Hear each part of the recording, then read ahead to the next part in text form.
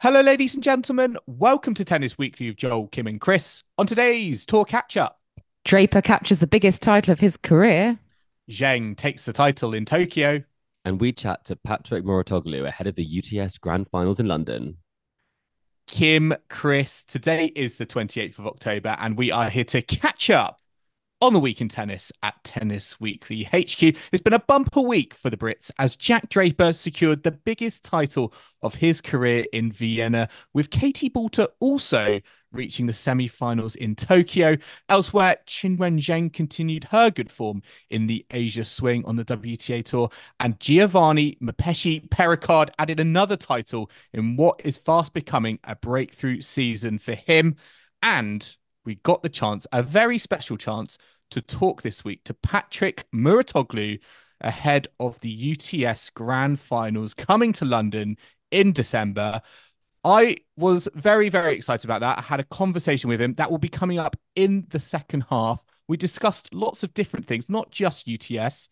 We discussed Jack Draper and Dominic Thiem, so definitely look out for that. But guys, we're back as a three, very, very excited. And we're coming up to the final Masters 1000 event of the season as well with Paris.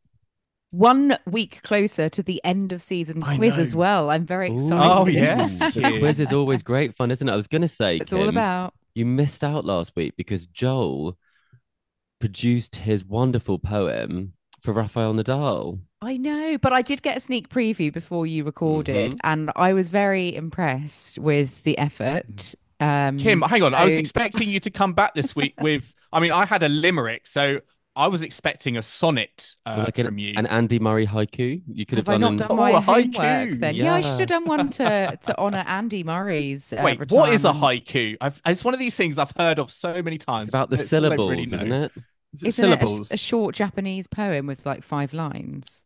Well, it's perfectly on No, theme for Tokyo this five week. five words. Joel, you did an English language I know. degree. We've I said shouldn't this have brought. before. You I you actually should shouldn't have know. brought that up because I really should know. But maybe next time we'll do a Or haiku one for for the end of Paris season Masters. quiz. Yes. Yes, Paris. Yeah. We'll have to come up with a poem. Listeners can choose which of us is the best wordsmith. How about that? Um, but what's been catching your eye on and off the tour this past week? There's been quite a few things going on. Joel, I'm going to come to you first, actually, with that. Well, it's a bit of news actually that came out about a week ago. I could have actually probably included it in the last tour catch up, but I missed it, and it's too good not to bring up. And it's the fact that former professional footballer Diego Forlan, who played for Man United, he is going to be making his professional tennis debut at the age of 45. He's Wow. going to be playing with Federico Coria at the Uruguay Open. So they're going to be playing some doubles together. This is on the Challenger Tour. Um, and yeah, it's just, I was a little bit surprised. I didn't even know Diego Forlan was that good of a tennis player. I mean, I remember him like his name from Do you remember his football, from hair? Man He had U. like long flowing, like blonde Yeah, locks. but when I first saw this, I thought, God, is he going to play singles? Like, how old is he? How good is he? But then when I saw it was doubles at a challenger tour level, I thought, oh, okay, that makes a bit Anyone more can play. sense. Yeah. Yeah. Yeah. I also thought when I saw the picture you sent on the WhatsApp group that it was actually Nalbandian. I thought you sent me a picture of. There's a very similar sort of long Very true. hair, Yeah, strong very true. nose sort of profile to them. But I mean, why not? I mean, Djokovic is playing at 37. Serena played into her 40s. Why That not is pick up a true. racket at 45? I mean, that is incredible to play like professional two sports professionally. That's a bit of a claim. I did enjoy the announcement from the tournament organizers because they said, "Attention, tennis and sports fans! This year at the Uruguay Open, we have an in caps lock unmissable Mm. duo in doubles. Federico Coria and former Uruguayan footballer Diego Forlan. Is it going to be unmissable for the right reasons or the wrong reasons, do we think? I think the That crowd will remains to be enjoy it. seen. Yeah, Yeah, we'll we'll be see it. diplomatic there. Yes, exactly. Might be a few Hmm. Well, I don't know where else he played in his football career. I don't know if all the Man Yeah. U fans in Uruguay will come out It and see him, but I'm sure just he's played finally, for other actually, teams. it does remind me of. Do you remember? I remember when. Do you remember Red Foo from LMFAO, the band? Yes, He was Yeah. dating Victoria Azarenka he was. quite a while ago. Well, yeah, I think quite a while ago now. Anyway, he entered like the qualifying for the US Open. And he, I think, lost in the first round, like love and won, and it sort of reminds me of that. But I'm hoping they have a better shot than he did. Yeah, that was really clutching at straws there, wasn't it? But I That do was a remember PR. that. That was a PR exercise if I ever Yeah. saw one. Well, talking about hair, you said Diego Forlan had, sort of locks, a bit like Nalbandian. From one sort of player's locks to another, Taylor Fritz, he's gone blonde. Have you seen the photos of this? Oh, it's not good, is it? What do you think? He's just gone like bright Was this a bleached bet? blonde. There's no toner involved in this at all. I'm also thinking, and I have seen some reports that Morgan Riddle did not approve of this. He did it without telling her. Ooh. Because I first saw it on Oh. her Instagram, and she wasn't sort of having a go at him on the Instagram that I saw, but yeah, maybe she's not. Well, you can She's tell not the job was pleased. not done to Morgan Riddle's standards. Her hair is very, very much toned. It's a lovely sort of blonde. This is giving, was it Casper Ruud did this when he was about 20? It's a sort of How rite do of you how do passage. you remember that, Chris? I mean, I've been The following history Casper of for a while Casper now. Ruud's The hair is hairstyles. memorable. I'll have to show a picture to you guys. But I mean, everyone should express themselves how they wish. But I would prefer him to express his hair in brunette version, I'd say. I like it. I Are you like gonna it. do it, Are Joel? I you? think Is this if you I can't don't come up think with the poetry? Are you going to dye your hair, I don't Joel? think it would suit my hair, The but tash wouldn't go with it. mm, You'd have I to dye don't your think so. moustache I'd have to too. dye. Yeah, I think so, and the beard. Oof. But oh yeah, I quite like it. I think it stands out a little bit more. I want to know the reasons behind it. Listeners, if you know the reasons behind it, let us know because Mm. I don't know if it was it a bet. Did he just think it looked good? Did he get inspiration from? It's very Maybe he got some Ken doll. inspiration I'm thinking it's from like Casper Barbie and Ruud. Ken for Maybe he had a Halloween. maybe he had a conversation with Casper Ruud, and he was like, "Yeah, I did this when I was 20 years Yeah. old," and yeah. Inspiration. Well, we'll see if it helps his tennis. Uh, but Mhm. Chris, what have you got for us this week? What anything that's been catching your eye? Well, sticking with American tennis, Coco Gauff actually was practicing, and then she found out just after practice that she got a shout out on Tyler, the Creator's new single. So, I mean, that means you're making it somewhere. I mean, we've had Serena was referenced by Drake and many others in rap songs previously, but now Coco Gauff has made it onto a track called Thought I Was Dead, if you'd like to listen to it.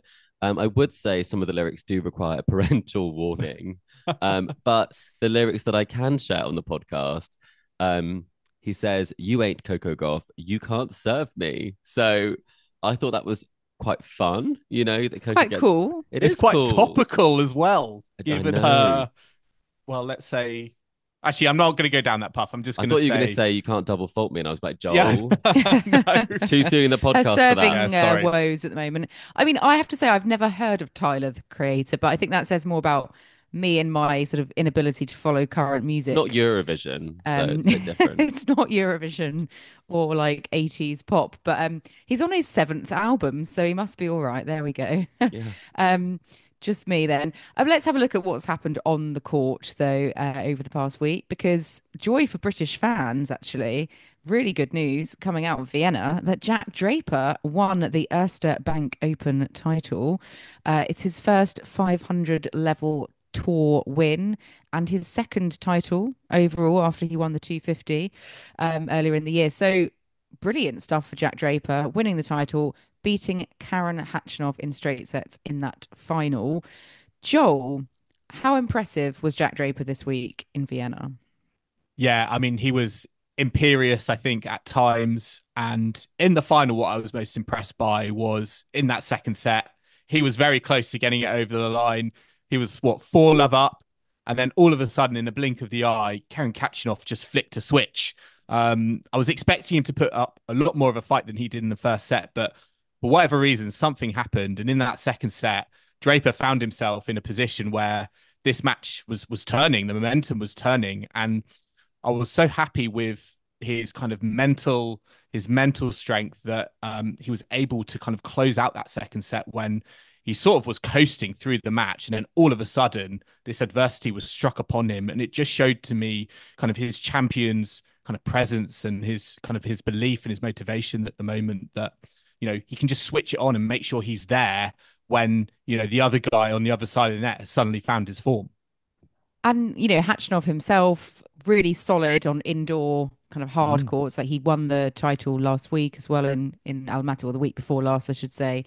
Had never, I think, lost an indoor final. So, he's got pedigree at this Yeah. particular type of event. But Jack Draper, yeah, obviously not phased by that, and especially that late charge from Khachanov. But what was it about Jack's game, particularly that first set or throughout the week, that was so sort of captivating, that really sort of held Mm. him above his opponents? I think particularly from the back of the court, his forehand against Khachanov, I feel like he just kept him guessing. And I think this is one of the reasons why Jack Draper is so strong from the back of the court, is that both wings he's able to create winners. He's able to move his player, from side to side, and he just kept him guessing whether he was going to go up the line with a hook forehand or if he was going to go across the court. And I don't really think Khachanov got a read on his game until it was too late. Yeah, and he had some great wins as well. Musetti, he beat Machak, Mm. Nishikori in the first round as well. So he is now up to a career high ranking of 15 in the ATP rankings, which is just brilliant. Chris, do you think this is one of the best breakout seasons we've seen from a player in recent years? He's won a 250, he's won a 500, up to 15 in the world. Obviously, semi-finals of the US Open as well. Is this one of the best kind of performances we've seen in recent years on the men's side of things I mean, for a breakout star? definitely from a British perspective, you'd have to say Mm. the only thing that's really comparable to this would be, Andy Murray. And I think Andy Murray was the last British player to win a title on his debut as well. That was in 2014. So it's definitely a case that Jack is in many ways following in Murray's footsteps in that respect. But in terms of the overall breakout years that we've had, obviously we've had years that have been a little bit more breakout when it comes to getting a win, for example, for like Emma Raducanu at the US Open, or players having a really big sort of burst onto the scene, but not necessarily backing it up. And I think what's nice about Jack's season is it's built as the season's Mm. gone on. He's incrementally gone up the rankings by going from, winning his first 250, having lost in his first final previously in the year, and now winning his first 500. So you really feel like he's setting himself up for some really good success next year. And his ranking has improved so much. And it's almost like it took a bit of time to adjust to the level that he knows he can play at to be able to replicate that on the tour. But Joel, the question I have for you, everyone knows that you're such an Andy Murray fan, and Andy Murray did retire this year. Is Mm. Jack Draper filling the void left in your heart by Andy Murray? I think he is. Still think there's a long way to go, and there's a lot of reason to get excitement. I think there are still obviously some concerns, particularly around his body and kind of the physicality of the tour and whether he's up to that. Particularly, I think in best of five set tennis, I still don't truly feel like we've seen him go to those depths. Even on that US Open run, it just felt like, well, I don't think he dropped a set to the semi-finals. So I still think there are some questions there, but certainly there is reason to get excited. And the question I wanted to ask both of you, how Mm. far do you think he is off top 10? Because he is 15 in the world at the moment. Do you think that top 10 is not a stretch for next season, for example? Or what do you think he has to do you think, to kind of go even further? I think that would be the next logical goal for him, top 10. I think so far his rise has been quite steady and safe. I felt comfortable in it. It's not Mm. sort of been too much all at once. It's been quite a gradual It's thing. almost not been a surprise, has it? For him, I think, to win like a 250 or to win a 500. Yeah, and maybe, it's 1,000 next, he's just going incrementally up, 1,000, 2,000. I do think the UTS win at the end of last year Mm. was a real, pivotal moment, actually. I think that would have given him a lot of confidence and a boost. And I do think there's a lot to be said for that. But I think, yeah, top 10 should be his sort of next target. But I hope he doesn't put too much pressure on himself to sort of get there faster than he needs. I think he's going at a really nice pace at the moment. Yeah, he is. And also, if you look at his season, it was weighted towards the back end of the season where he's got a lot of his ranking points. So, in terms of that being a realistic goal, he does have the final of Adelaide to defend, which he reached earlier this year. And then in the Australian Open, he had a very tough draw in Tommy Paul, who was the 14th seed. So, I do think that when you are seeded, draws do open up for you. You get many more opportunities to go further.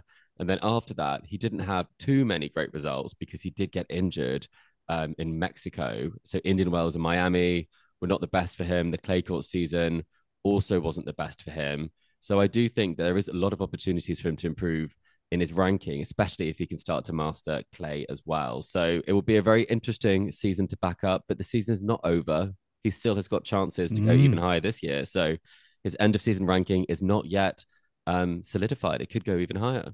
Yes. Well, another player who is going up the rankings as we speak is Mpetshi Perricard, because he is another contender for kind of breakout star of the year, if you like. Currently, well, was at 50 in the world, now up to 31 in the world after winning the Basel tournament, beating Ben Shelton in the final, and also winning his first 500 level event after having won I think a 250 earlier in the year as well. So very similar story to Jack Draper, really. But this one is, for the French fans, Giovanni Mpetshi Perricard, although he's got an Italian first name, very much representing France. And yeah, coming through over Shelton in Basel, again, straight sets in that final as well. Chris, I mean, here's the question for you in terms of Perricard's breakout. How impressed were you with what you saw from him in Basel this week? Well, I was kind of wondering where this had come from because obviously there was a lot of noise on the grass earlier in the year. I also hadn't quite realized just how young he is. He's younger than Jack Draper. Yeah. I had no idea of that. I thought he was much more sort of in the 25 sort of years of age sort of mark, but he is younger than that. I think he's 21. So this is again what a debut season for him, especially winning a 500 in such a tournament with so much history, and so many great players have won these tournaments, both in Vienna and in Basel. So it's a fantastic achievement. And I think his serve has to be talked about because Jack Draper. It's unbelievable, isn't it? Unbelievable. Jack Draper's serve. His second serve is unbelievable. Yeah, well, that's what I was going to say. Jack Draper served really well. And then you switch over and look at the numbers over at the Swiss indoors. And I think it was an average of like 129 miles an hour on a second serve. That is, I mean, he's serving bombs first and second serve. I'm not really sure how you are able to play against that. He made like Ben Shelton in the final look like, we talk about Ben Shelton having a big serve, and it just sort of was like inferior to Perricard, which couldn't generate a crazy break point. He's great off the ground as well. So it does make you think that if he's serving like that, then he's going to have so many opportunities, especially on indoor courts, on grass courts. And I mean, the wins that he got throughout the week, he was almost unbreakable. There were no break points that he faced against Holger Rune either. Wow. It was a lot closer in terms of break points that were faced in terms of playing Denis Shapovalov, but still he wasn't broken. So very, very impressive throughout the entire week that he was able to do that. And you have to think that, I mean, if you're able to keep this up, no one will want to play you. And looking to Paris, I think he's probably the nightmare draw. Is he perhaps too, is he more than just a serve, or is the serve sort of, is he too reliant on that? Does he have the complete game just as in terms of longevity of career? Joel? I think he has more of a complete game. I was just going to say Chris, quickly because of the fact that he is able to play really well from behind the baseline. I think he's able to back it up more than Ivo Karlovic was able to. I think he's a lot less reliant on the serve. I think the serve gives him a lot of confidence. But in terms of the scorelines, he did break Ben Shelton in the final. He also did break Holger Rune. So he also broke Felix Auger-Aliassime multiple times in that first set of his round of 16 match. So I don't know what you think, Joel, but I think he's much more than a serve. Oh, yeah, I think there are always naturally, when you see someone hit that big, there are naturally, I think, going to be comparisons to Isner, Karlovic, Raonic. And in some regards, I understand that. But as you said, in other regards, I think that's a little bit unfair because you can just see how just naturally talented he is. And I love that he plays also with a single-handed single-handed backhand from the baseline. So, I certainly think there's more to his game than just that, even though I think that is the thing that is kind of most eye-opening when you watch him on the tennis court.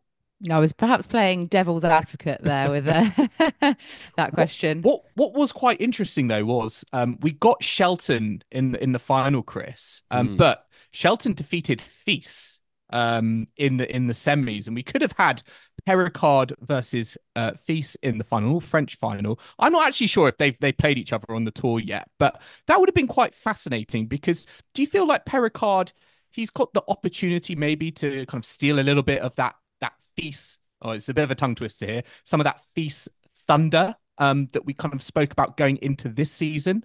Are we sort of there now with Perricard going into next season? Well, I think that what's great is when you have lots of competition amongst young players. I think it really helps to spur people on. I think we've really seen that with the Americans in terms of the whole group they have. We asked Tommy Paul that in press as well. Does it really kind of spur you on seeing the success on both the men's and the women's side? And he's like, yeah, but we all support each other as well. So I don't think it's necessarily a rivalry in that sense. I think it's much more the fact that you don't have to take the burden of pressure going into some of these big tournaments because there are other players, other young prospects. And we have to remember, I mean, we talk about how young Perricard is, but I mean, Fils is even younger. He's 20, 21 is a little bit older, but at the same time, for Fils to have done what he's done and be ranked 20, I think that is also equally impressive. They're both winning 500s on the tour.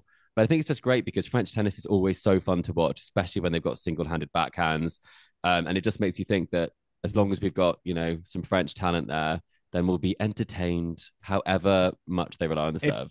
If I'm in Perricard's French team for Davis Cup, I'm not putting my hand up for doubles with him to stand at the net because that I think that would hurt. Might be a bit dangerous. The I formation is out of the question.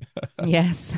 I just noticed as well, RBA, Bautista Agut, quick word on him because he defeated Casper Ruud in the very first round. It opened up that section of the draw where Perricard sort of took advantage. But Ruud having a tough time of it, isn't he? Does he need to dye his hair again? Maybe it would give him the extra sort of motivation that if you have a hairdo that's not looking great, your tennis has to be great. And maybe that's what Taylor Fritz is doing.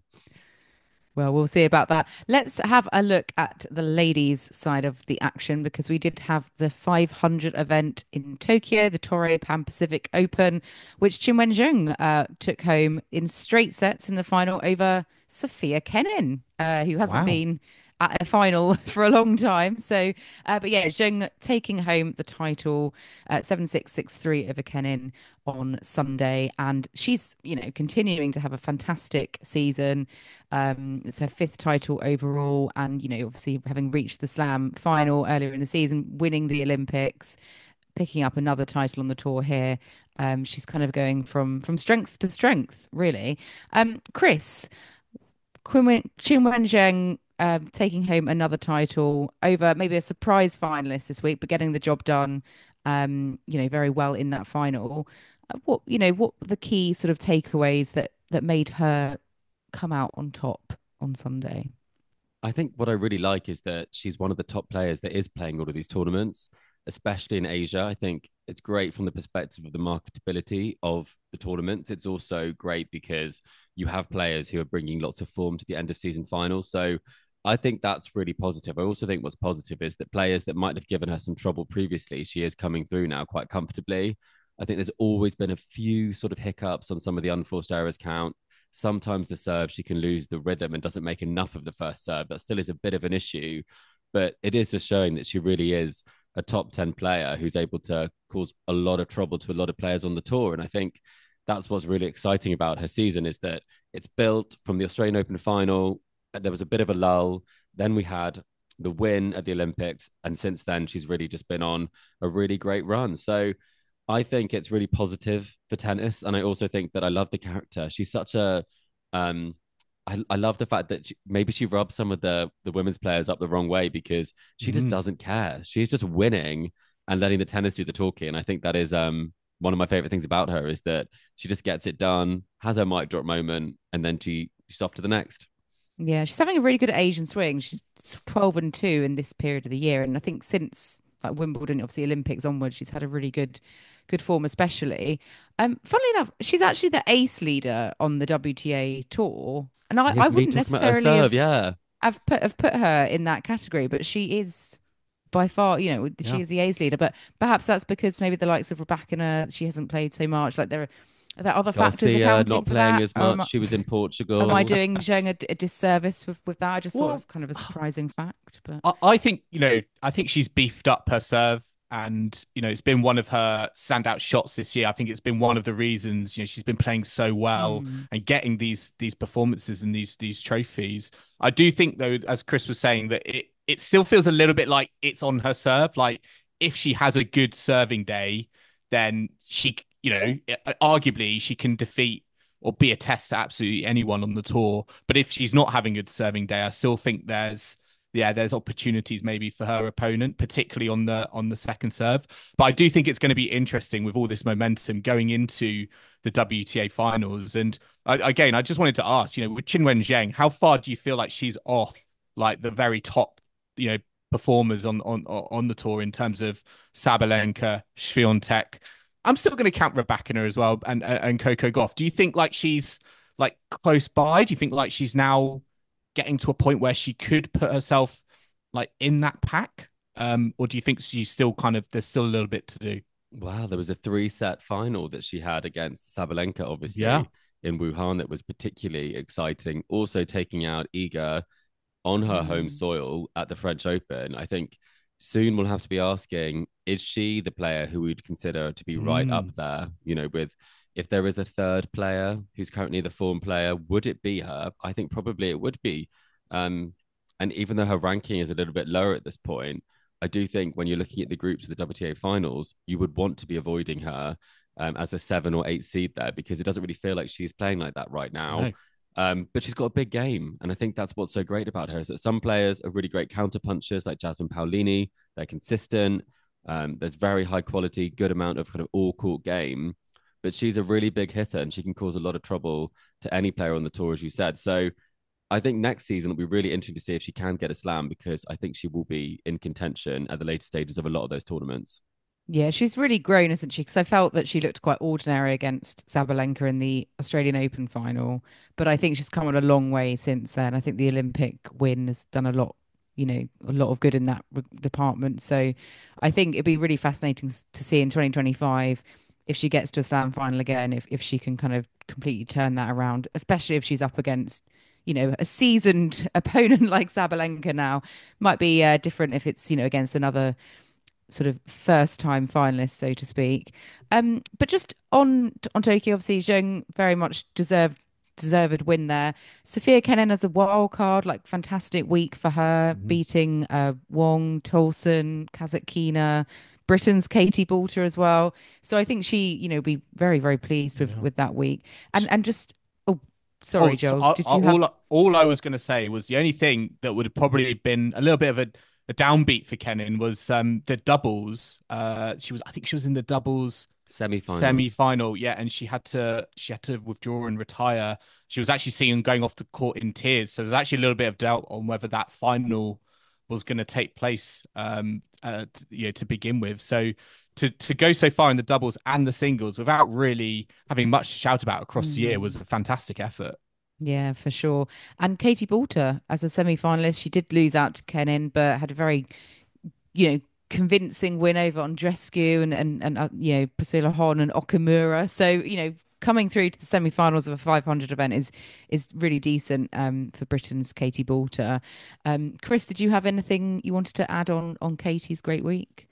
I think it's important for Katie to get some results at the moment. I think traditionally, maybe this has been a time when the Brits haven't always played so much on the tour. So I think heading into the Billie Jean King Cup finals, which will be a big focus for her, she plays her best tennis for her country. I think having positive momentum going into that is great. I also think she's playing now for the end of season ranking because she's so close to going up maybe 4 or 5 spots. So if she has a good week in Hong Kong, then who knows what she could do because this has been her breakout season. And I think she wants potentially a bit more from it, whether it's the Billie Jean King Cup, which probably would be the priority, or maybe another 250 title, another final. She's still hungry, and it's great to see that at this point of the season, because quite often she hasn't been necessarily fit enough to be playing at this stage or playing her best tennis at this stage of the year. Yes, well said. And last but not least, we did have the Guangzhou Open, which was a 250 event, and that was won by Olga Danilovic, world number 86, winning her second career title, beating America's Caroline Dollarhide 6-3, 6-1. So quite a convincing scoreline there. It was Danilovic's second title, but I think that's come many years Long time. after Yeah, her a first while. title, and She she's must have won it at actually 17 then. She's yeah, 23 because she's now. only 23. Yeah. I feel like she's been a long time on the tour, that she's Yeah. much older than that, but I guess I'm wrong. I'm doing her a disservice. Yeah, first title for her since 2018, and she goes up to 52 in the rankings, so another rankings riser. Um, I know that Danilovic, she did reach the fourth round of Roland Garros Mm. this year. Took I out feel like Danielle Collins. she's been focusing a bit on the clay because I was reading in the build up to this tournament, she was playing on the clay courts in Europe, and then decided to come over to Asia onto the hard courts, and yeah, goes and wins the title. There So you go. very very good effort, and yeah, I think in the final, I wonder if fatigue had something to do with it because Dollarhide, her three matches in the build up to final, all three sets. She was pushed to a final set tiebreak as well in her semi-final, as well as in round three. So yeah, I wonder if that has something to do with it. But yeah, Danilovic was good for her victory. Absolutely. Well, let's take a quick break now, but do join us in the second half where we'll be discussing Maria Sharapova being inducted into the Tennis Hall of Fame. Joel chats to Patrick Mouratoglou ahead of the UTS Grand Finals in December, and we take a look at the final Masters 1000 event of the season in Paris. So do not go anywhere. Welcome back to the Tennis Weekly podcast, and it's time, as always, for another game. Chris, I believe you've got a game for Joel and I and our listeners. So over to you. I have indeed. We are doing Joel's game, but Chris's edition. So, for listeners who aren't familiar with this, I will be giving you a player, and then you have to guess their career high ranking. And we have a theme. The theme is Paris Masters winners. Oh, okay. So, Excellent timing. when I did do some research into this, I did realize that almost 95% of them have a career high of number four. I was gonna say, is it just Novak Djokovic? It did make it quite tricky, I have to be honest. But nevertheless, the way this works, we have to go higher or lower dependent on the last player's career high ranking that we've mentioned. Or And they're same? all the same. Sorry, yes, of course. That might be a spoiler as to how my brain has worked for this. But in terms of victory, you've got to get 5 correct answers from me, not including the first one. The first one we guess for fun, and that will be our starting point. And so I will give you, without further ado, the first name. We have David Ferrer. Oh, career So high. David Ferrer, is it career high ranking or career ranking when he won the Paris Masters? In terms of the amount of research and time I had to do this, I did not check the ranking when they won it, just to clarify. Just overall career Okay. high. I think he's been 3 in the world. I was going to say that as well, Kim.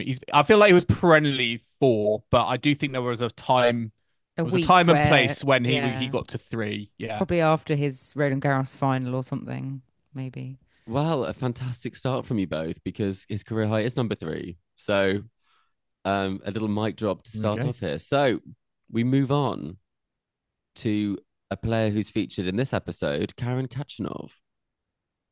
Lower, surely, Joel. Do you Yeah. agree? I don't think he's He's been not up even been top 3. 5. He's not been. It doesn't feel like he would have been top 5. I think 7 is probably his highest, something like that. Yeah, I'm happy to go. I'm happy to go with that. Should we go Lower? lower, please, Chris? Lower is correct. Career high of number 8. And of course, he was the Ooh. 2018 winner. We're going to go a little bit further back to 2008. And in 2008, the winner was Jo-Wilfried Tsonga. What was his career high? Higher or lower or the Ooh. same? Well, I think higher than Karen Khachanov. Was he about 5 in the world, Joel? I'm Tsonga? gonna say higher as well. Could have been four or five. Yeah, I think I'm happy to say higher. I think five. Yeah. Higher, please, Chris. Higher is correct. And number 5. So Ooh. very well Yeah. done there. This is almost spot on for every single one so far. The margin that you've been off is one ranking place. I'm remembering a certain Paris champion that I wonder if their name is going to turn up. I'm not going to say it just yet, but I'm waiting to see if you it never does turn know. Or maybe you do know, Joel. But the next player we'll be looking at won it in 2017, and it is America's Jack Sock. Oh, this is a bit trickier now.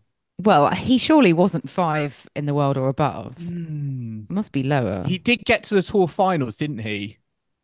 I remember him being at the tour finals. So, what, for singles, not doubles? Because he was there for doubles, probably. Yeah, I think he got to the tour finals for singles, but I do agree. I don't think he got to 5. I don't even think he even reached 5. Maybe he was like 8. And that's how he got in. Or he was like lucky, alternate kind of getting in. I just can't see it. Yeah. Should we go low? Should go lower? We think 8. Yeah. Lower, please, Chris. Lower. Well, I can tell you, lower is correct. Oh. Phew. And Kim, a bit savage. He did make the end of season finals by right. Sorry. 8. Sorry, Jack. Yeah. Not as an alternate. And that was on the back of this win. He was the last player to qualify. And he came out of nowhere to qualify. So it was a very impressive run that he had. Obviously, it dropped off a bit since then. But in doubles, he's also made the end of season finals. You're perfectly correct, Kim. Popisock with Popisil, I'm going to imagine, when they won Wimbledon. Yeah. Okay. And then he's also won a Grand Slam with the Bryan brother. So one Bryan has more than the other. I need to remember. I think Bob does. But moving on to a Brit. A Brit has won this title. I know who it is. Do you know who it is? Is it Tim Henman? It's Tim Henman. Yeah. Oh, wow. I remember it. I remember it clear as day. What year was it, Joel? It was when the Paris Masters court did not have tram lines. I'm pretty sure. If you go watch it on YouTube. We'll have to fact check this. But Joel, he won it in 2003. What was his career high? Wasn't it 4?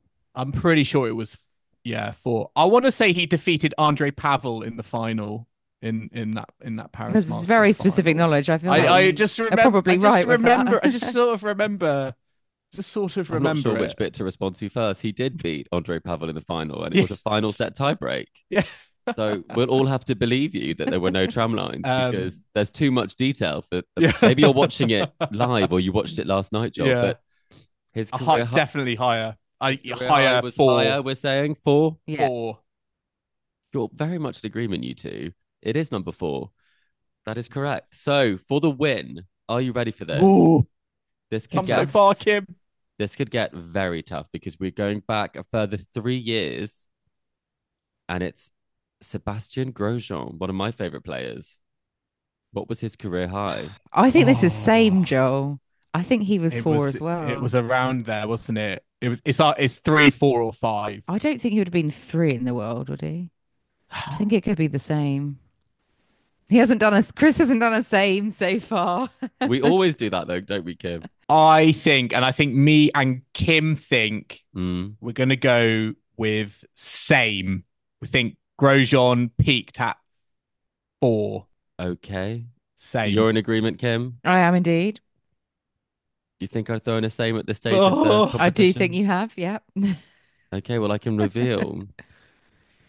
You are completely right. It is. Yay! Clean sweep. It. Well done. Wow. Woo. You were never more than 1 away from the correct number. So that's probably one of the best ever Joel's games we've had on the pod. So congratulations. And who knew you paid so much attention to the Paris Masters at this time of year? I will say that I got a bit too cocky because I did look up on YouTube very quickly Tim Henman, Andrey Pavel. It was not on a singles tennis court. Well, I hope you didn't look I don't know where that Sebastian came Grosjean's from. ranking No, I did not. I did not look at that. We're not cheaters. For some reason, I was sort of waiting for you to say Jerzy Janowicz. I honestly... Did he win the Paris Masters? I think he did. I want to say he did. What happened to him? I think that was the peak. I know he got to the semis I again, and mean, he lost the semi the against amount Andy that you know Murray about this tournament, we should really will have to bring this up in the quiz, won't we? Because Joel's going to get 100% for this section. Well, thank you very much. Listeners, let us know how you did on Chris's version of Joel's game. And thanks, Chris, for putting that together. Let's have a look at what's in our mailbag this week, because we have had Helen on Twitter write in to ask us a question about Maria Sharapova. So thanks, Helen, for getting in touch. Helen says that it was announced this week that Maria Sharapova, along with the Bryan brothers, will be inducted to the Tennis Hall of Fame. In basketball, players with stellar careers who have been associated with performance enhancing drugs or doping are not permitted to join their Hall of Fame equivalent. Therefore, is it right that a player who served a 15-month doping ban should get a spot in the Hall of Fame when clean athletes like Daniel Nestor, who was also nominated this year, have been overlooked for the honour? So very good question there, Helen. Just to sort of clarify, if any listeners had indeed forgotten, Sharapova did serve a 15-month suspension previously in 2016 after testing positive for meldonium, which is a heart medication that can increase stamina. At the time of the positive test, meldonium had just become a new substance on the banned substances list, but prior to that, it was not banned. So she was competing for a long time where it was actually legal. Since this announcement about the Hall of Fame, Sharapova has not been taking part in interviews about it. But I think we have seen quite a few comments on social media, like Helen's, where people are questioning whether this is fair or not. Quite a meaty subject. Chris, I know you're really quite a interested party when it comes to sports doping. So I'm going to ask you your thoughts. Yeah, have you looked into the first. T's and C's? Oof, have I looked Have you into have you them? eaten the rule book? Well, I have statistically looked at all of the players who've been nominated previously and whether Okay. they were accepted and whether there is any precedent of this. And this is very much the first case where someone who has had and served a ban for doping and has admitted to taking a performance enhancing drug has made it into the Tennis Hall of Fame. So this is unprecedented. I do think it's a great question because for a lot of people, and I think the reminder that Kim gave, they would have forgotten that Sharapova did have this ban because there's so much surrounding her that is all still so positive, including her involvement in tennis, her companies. And I think that it's very interesting that she has had this honor because other players who have not been or not been got enough votes, you have to get 75% of the vote, have to say that they want you to be in it. Flavio Panetta has not made the cut. Carlos Moya, Anna Ivanovic, Cara Black, Juan Carlos Ferreira, Lisa Raymond. And there are many players who didn't get it and didn't get it on their first attempt. I mean, players like Conchita Martinez didn't get it on her first attempt to be inducted, and neither did, I believe it was Conchita, and Mary Pierce as well. So it's not a given that you will get this. So the fact that this has happened is quite surprising. It's also a surprise because for the first time, it's not just a ballot slip with career achievements. It's actually a text box, which almost exclusively sort of says for those who are voting that Sharapova in no way sought to enhance her performance and cannot be considered an intentional doper. So, I mean, that's quite a strange thing to be attaching to something when it comes to putting yourself in the Tennis Hall of Fame, something that is in many ways the ultimate lifetime achievement in the sport. So very, very strange on that respect. What I would say, from my opinion, is that this shouldn't be the case that this could happen, just from the perspective of doping in sport and the way that we're rewriting history is what concerns me, because of the fact that Sharapova did take a banned substance. It was on the banned list. And also, when it wasn't banned, she took it at 4 times throughout the year during the Grand Slams. And it sought to have potentially increased stamina attached to it, which did line up with the Grand Slam. So there's lots of question marks about that. What do you think, though? Do you like seeing Sharapova in the Tennis Hall of Fame, or do you not like it? I would like to forget it happened, but we can't. And for that do reason, people care? I would say. Like, I think the integrity of sport is what comes into question here, unfortunately. And whether you believe the case being the fact that her doctor recommended it and she did just miss the thing. And I personally think that it was a mistake that she didn't stop taking it, but at the same time, she was taking it and she did take it. So In her, in support of her, when it wasn't a banned substance when she did take it for the most part. yes, So she wasn't doing anything illegal nothing when she wrong won prior those to that. Mm. slams. But whether Correct. it's morally right, I don't think so. I think was never everyone is morally pushing the right to take boundaries that. in fairness to Sharapova, and if Mm, it's legal, it's legal. But yeah. I mean, will there be a mark on other people's record in the future when it comes to being inducted to the Hall of Fame? Because opening the doors, I'm not sure I'm in favor of that. But do I think her career achievements warrant it? Yes, I think they do. Of course they do. Yeah. That's It what reminds me yeah. a bit of the is it in cycling? Was it Bradley Wiggins taking the sort of Mm, The medication jiffy for bag. asthma? Yeah. And it's sort of a yes. medically exempt thing. But it's like, well, I but mean, does he actually have asthma? I mean, not Um, many I people sort of who put it in can that go up a hill category. like that are able to Yeah. do that with asthma. So I think that one answers that question. But Mm. still, that wasn't illegal, so to speak. So Yeah. I do Mm. think that the question marks about the integrity of sport, unless it's fully answered, and it is proven beyond, there's no fault whatsoever, and this was no considerable fault once again. I do think that you shouldn't be celebrated. You don't need to have this as well. You can't have everything if you have been found to have doped. Is my view personally. I do love Sharapova, but I just think this is just not right. I think she does have a legacy though to the, beyond just her on court antics. She is one of the most recognizable and famous names that's come out of tennis in the last, in this century. And I think that alone puts her in the category that would be a really good contender for the Hall of Fame. But yeah, there is a mini question mark for Yeah, and me. the only thing that I haven't really mentioned is that she does have a long-standing relationship with the ITHF. That's it, International Tennis Hall of Fame, because they did have a partnership in 2014 for her Sugarpova candy. And that was quite a lucrative partnership. And when all her other sponsors or all her other big sponsors actually suspended or dropped Sharapova after her failed drugs test, the Tennis Hall of Fame actually didn't in any way drop anything around that. Interesting. So I do think there are those things that aren't necessarily great. They declined to comment at the time. So it does just make me think that they've always supported her, kind of irrespective of what has been happening, even when Nike didn't. And this is obviously something that is supposed to be a high level of like esteem attached to it. So I guess that's my issue with it. But Joel, Let me have the final. Yeah. yes.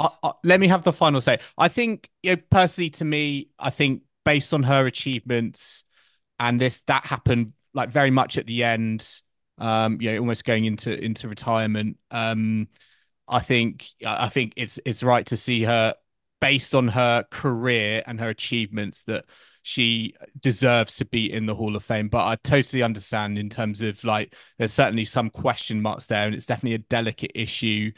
But I would also say, like, as I say, like, I always think with some of these things, like the Hall of Fame, I think a lot of fans out there might be like, who cares? Like, this is some sort of membership that is it is a recognition of how you've done, like, across your lifespan in tennis, I guess. But as I say, I feel like trophies, Mm. slams, titles, rankings, that's what matters. And this is more of a sort of a cursory glance towards that.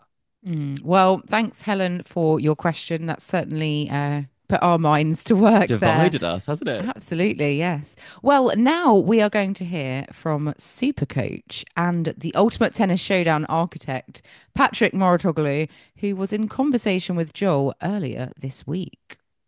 Patrick, thank you so much once again from taking the time out from your very busy schedule to join us at Tennis Weekly HQ. How are you doing? I'm very well. Thank you very much for this invitation. So you're not tired of me yet, huh? Absolutely not. Although I actually feel a little bit underdressed. I'm not going to lie. If I had known you were going to wear a jacket and a shirt, I probably would have dressed up a little bit more. You know that I always dress up for you. You should know. Okay, right. Next time, I'm going to make sure I dress up for you, so we're on the same playing field. But yeah, I'm really really excited to talk to you today. And actually, before we get into the reason why we're talking, I want to talk about UTS. You, as I said, are the architect. You are the founder. You're the creator of UTS. And I say, before we get into it, could you just give our listeners a little summary of what UTS is and how it differs from your kind of typical ATP and WTA Tour events? UTS is a league. So it's a series of tournaments with a world ranking. So at the end of the season, there is a number one in the world. That's number two, number three. UTS, of course, with the UTS ranking. It's different tournaments, very, very different from traditional tennis, and that's a goal. It's been created to bring new fans to tennis and younger fans. So I would say that it's an extremely compact version of tennis. A match lasts 45 minutes. The time decides when it's the end. There is only one serve. So first, it's shorter. Second, it's more dynamic. So there is almost no downtime. Not much time between the points, very little, only 15 seconds. Every time there is potentially a little downtime, there is something happening. For example, at the changeover, we interview the players and you can hear them in the stadium talking. There is always something happening.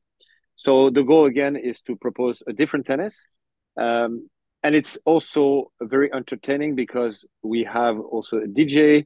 The music is played between every point, sometimes even during the points. The crowd is allowed to move, to talk, to clap, even during the points. I would say you feel more like you are at a football match or at an NBA match because of the DJ than at a tennis match. So it's a completely different experience of tennis. And I think it's extremely exciting. And for all the people who have experienced UTS, they have literally loved it. Yeah, it's I mean, I went last year to the grand finals in London. It was such a fun event. As you say, there's no kind of let up. The action is fast and furious. And I also like how players can add their own little personality to the event as well. You spoke about the music and the DJ. I think they also get their own walk-on music. They can choose their own tunes to walk on to. So I like that element as well. And as I say, let's get down to business. UTS Grand Finals. I was there last year. We are coming up to UTS Grand Finals, the second time around, this year's edition. It's coming up in London from December 6th to December 8th. And today we are very excited because you are going to be announcing the lineup for the UTS Grand Finals in London. I don't want to steal your spotlight. As I say, you're the architect, you're the inventor. We've had some events this series, so we know some of the participants. But could you do us the honors? I'm on tenterhooks. Who is in the UTS Grand Finals for 2024? Well, I will need my paper, which actually is my fault. I put you on the spot here, actually. Yeah. I'm like, I put you under too much pressure. No, but you know why it's difficult for me to remember? Because we just had UTS in Frankfurt. I'm talking about London, but I'm also talking about Guadalajara, which will be in February, yes. which is a different lineup, and the lineup of also Nîmes, which will be in April. So Okay. I'm very confused, but maybe you can help me. Okay. So from what I gather, we've got Ben Shelton and Yes. Ugo Humbert, Andrey Rublev, Gael Monfils, Alexander Bublik, Alex de Minaur, and they are the automatic qualifiers for the UTS Grand Final. I believe there are 2 wildcards as well to be added. I think they can be announced. Is it okay for them to be announced, or have they been announced yet? I don't think they have been announced yet. Oh, okay. I'm sure they haven't, and I don't think I'm allowed to say it. Oh, okay. Otherwise, they're going to kill me. My team is going to kill me. All right. Okay, let's keep them under wraps. I'm really excited to see who you got. But I mean, it's such a fantastic lineup, and you've got. I mean, I've been hearing that it's near a sellout already. There's only tickets left for the Friday. I mean, what are you looking forward to most with the grand finals this time around? Yeah, first of all, we have to say that the players for the grand final are qualified, and they are the 6, because there are 2 wildcards, 6 best players of the year at UTS. Basically, some who have won a tournament already. So Gael Monfils has won one UTS in New York. Rublev has won one tournament, or the ones that have made the more points during the year by going further than others at tournaments. So it's the best players this year, plus 2 wildcards that are going to be also 2 great players. But again, I cannot announce. I expect the same. I expect much even better than last year. First of all, I think we improve every year as a new concept. We just had Frankfurt 10 days ago or something like that. Mm. Was unbelievable. Honestly, the atmosphere was unreal. The stadium is bigger, way bigger than last year, and it's going to be packed. So we know how to make the event be really, really fun and crazy in a good way. I see that people now feel more and more comfortable to shout or clap during the points, which was difficult at the start because people are so used to be told not to at tennis matches that they don't dare. But we had people singing, were singing during the points, of course, cheering for their player. So it's really it felt like Davis Cup sometimes, but with the Mm. music and everything and people dancing. I mean, it's really you have all the ingredients of what you can expect to see at a sports match, whatever sport it is. When you go to an NBA match, that's also how you feel. And I would really, I would describe it as the NBA of tennis. So that's what I expect for London this year. Again, a much bigger stadium that's going to be packed.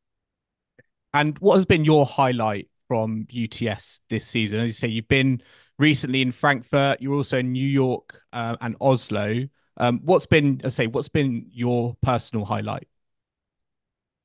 Honestly, my highlight is when the crowd is crazy because I feel there is so much emotion for them being there, and I feel wow, we've been able to provide to those people this crazy emotion. And I mean, people think that I've heard that many times to have this emotional moments. It can happen only in 5 sets in Grand Slams. Mm.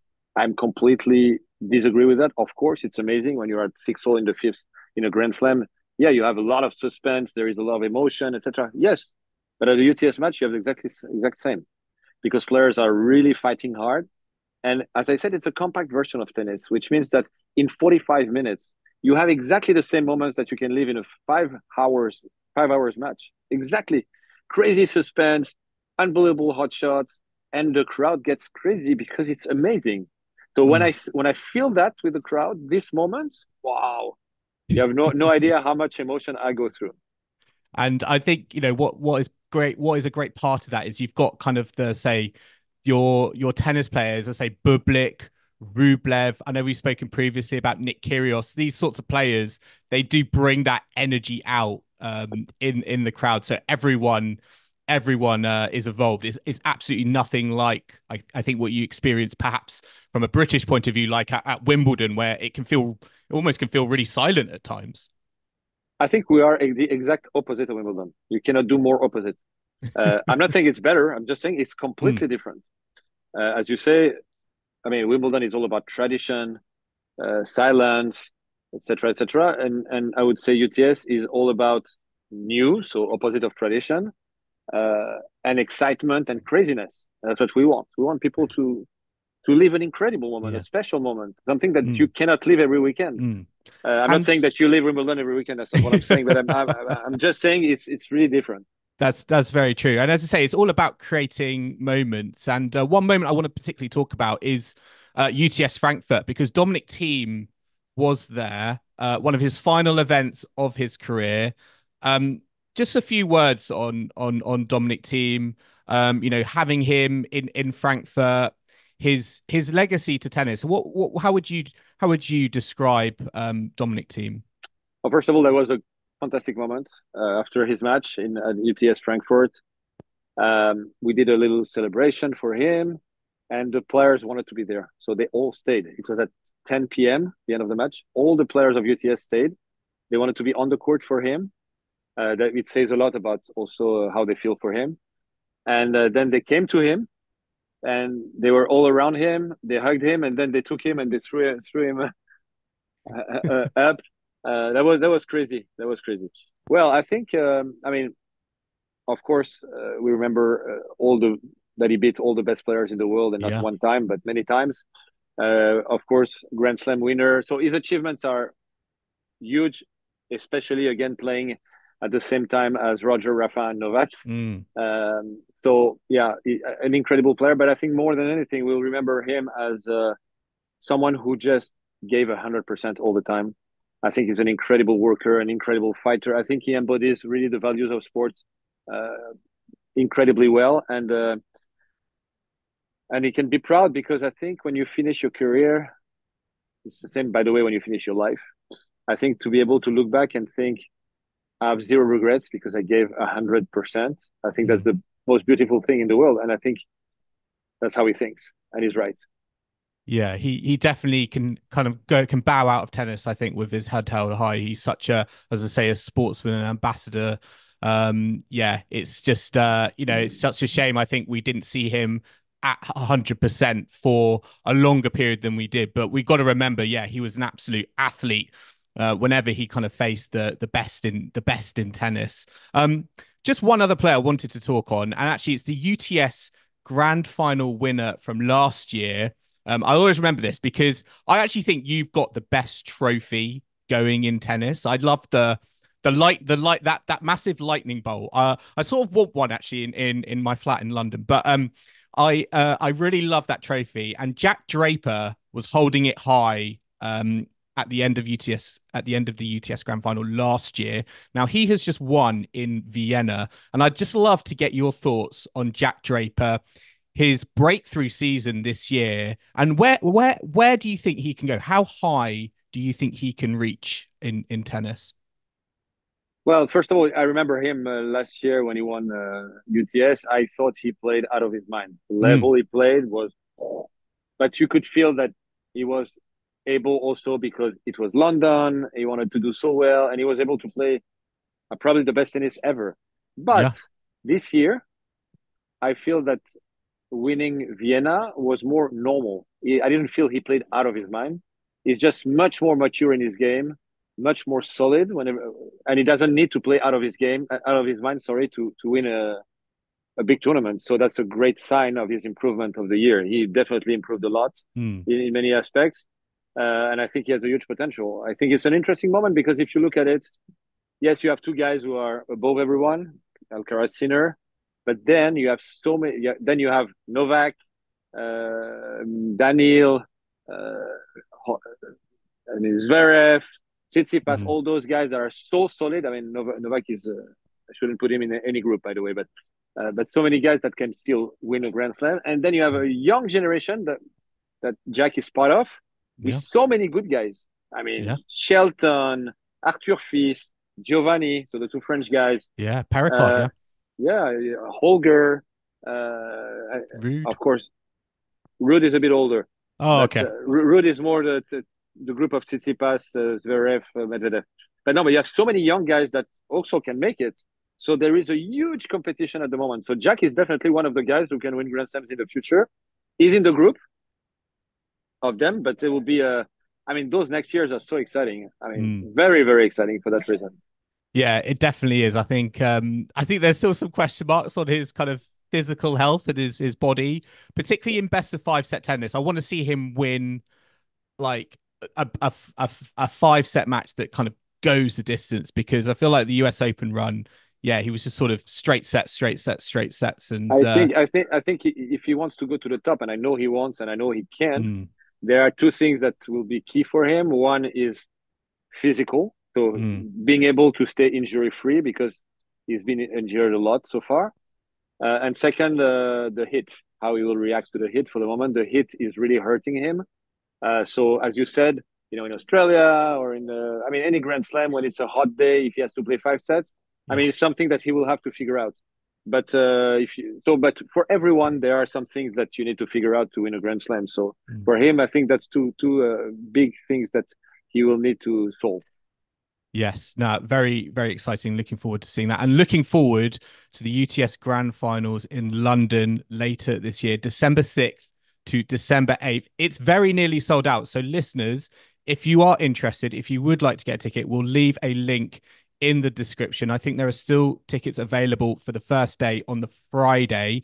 We will be there, so we're very much looking forward to it. But thank you, Patrick, for your time today. Really, really appreciate it. It's always a pleasure to have you on and to hear your kind of words of wisdom. I just wish, as I said, I'll bring a collared shirt and a jacket next time.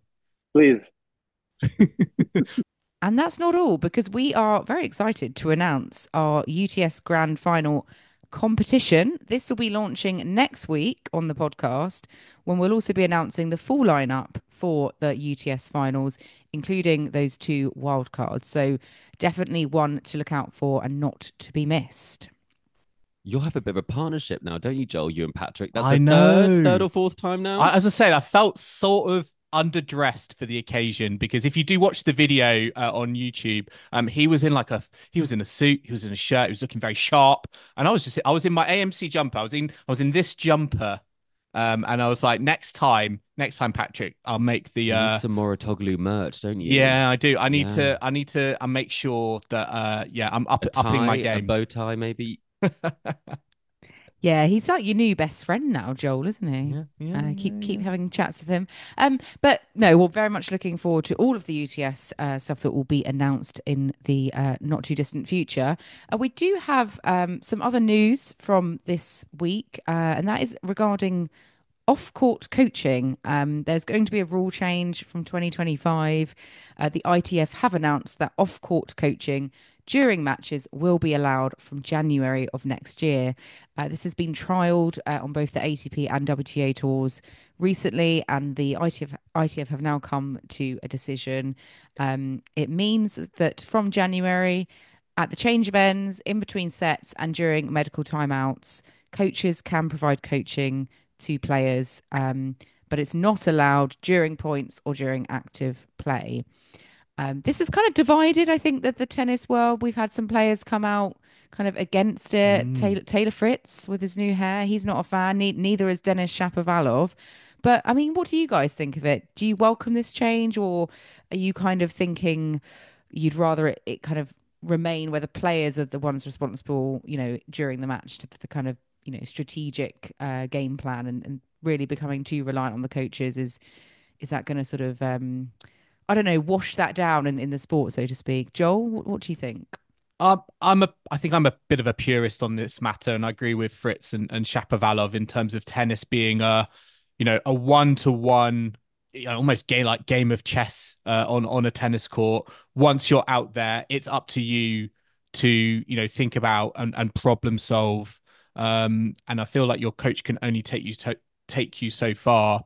And one of the reasons for that, I think, is because, as I say, like the big money issue with tennis, like, yes, that's fine with, the top players who can afford to have a full complement, in their team or in their squad. But that might not necessarily be the case for absolutely every single player as you get further down the rankings. So I think from that perspective, it almost acts as a leveler.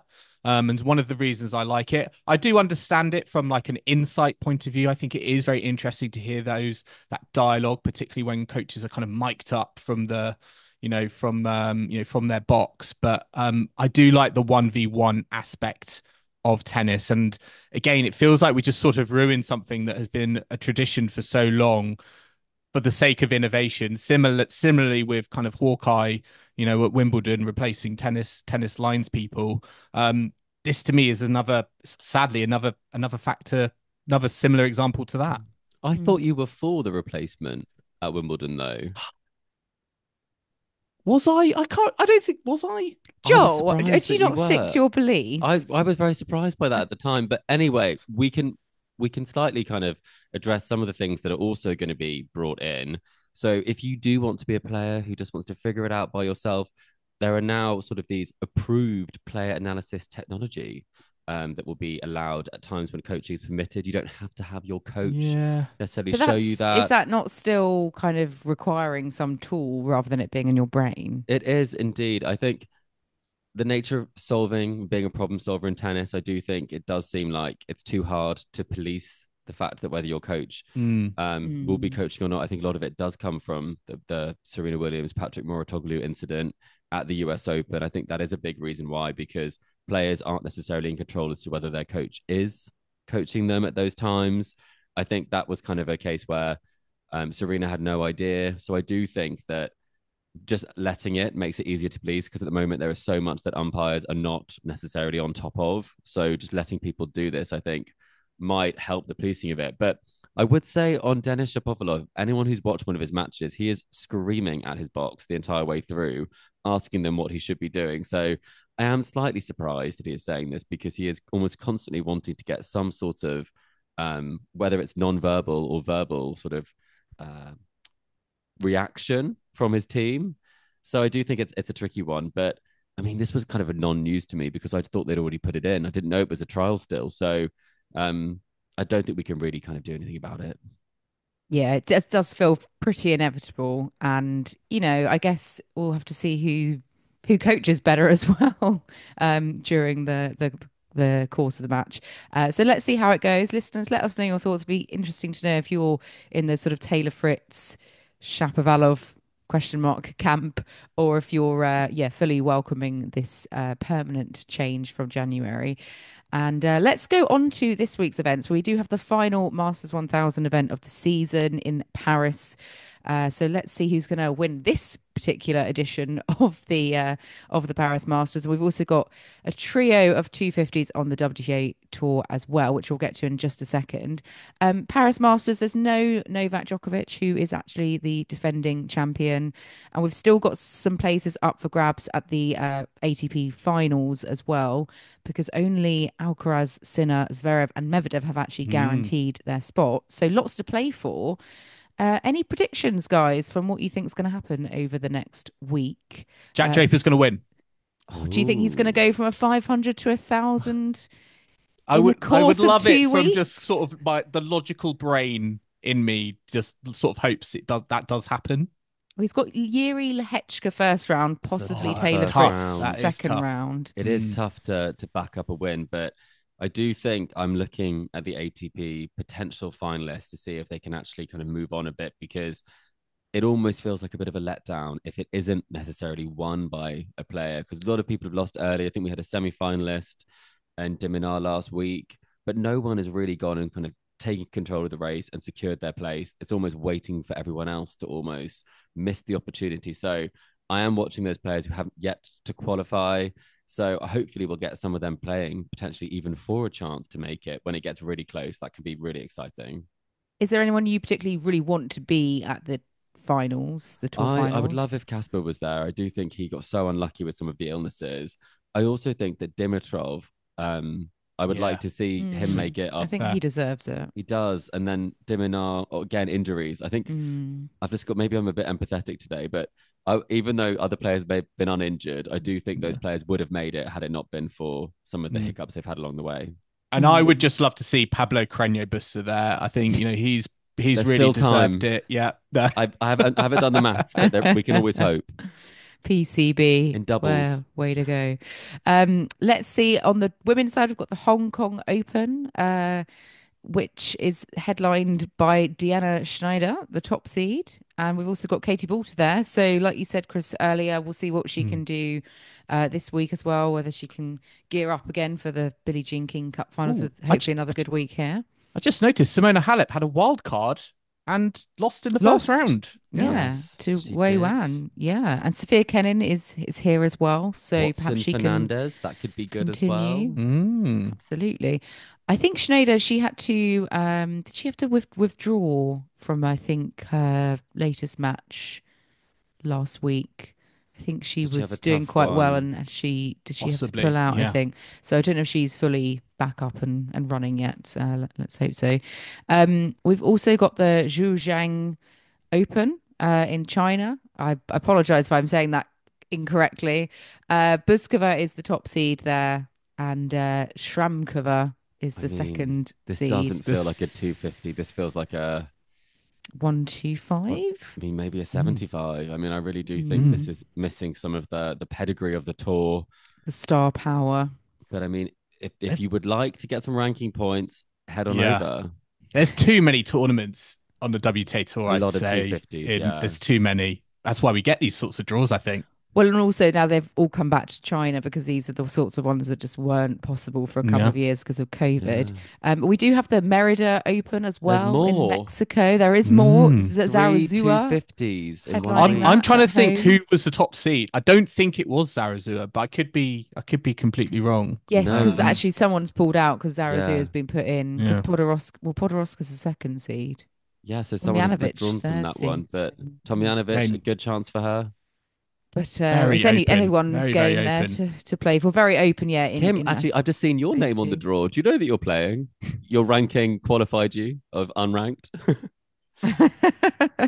Yes, well, that's what I've been up to in disguise. That's why I couldn't podcast last week because I Yeah, was you're I've seen getting qualifying. my Jill ranking up there. Teichmann in a 250 draw. I don't think I've seen that name for a while on the Yeah, WTA circuit. she's fallen off a little Yeah. bit, but Old school, she has got a lot yeah. of talent. Well, let's see who comes out on top in Good Merida luck, and Kim. Zhangji. And the and the And the Paris Paris Masters, Masters. That'll be the Paris sort of, Masters, and you Hong know, Kong. yes. that Yes. won't be the main story at all next week. But we'll be back to round up all of the action over the course of the next week. Yes, indeed, we will. Listeners, I hope you've enjoyed our latest episode of the Tennis Weekly podcast. Remember to subscribe to us to stay up to date on all the action still to come from the ATP and WTA tours.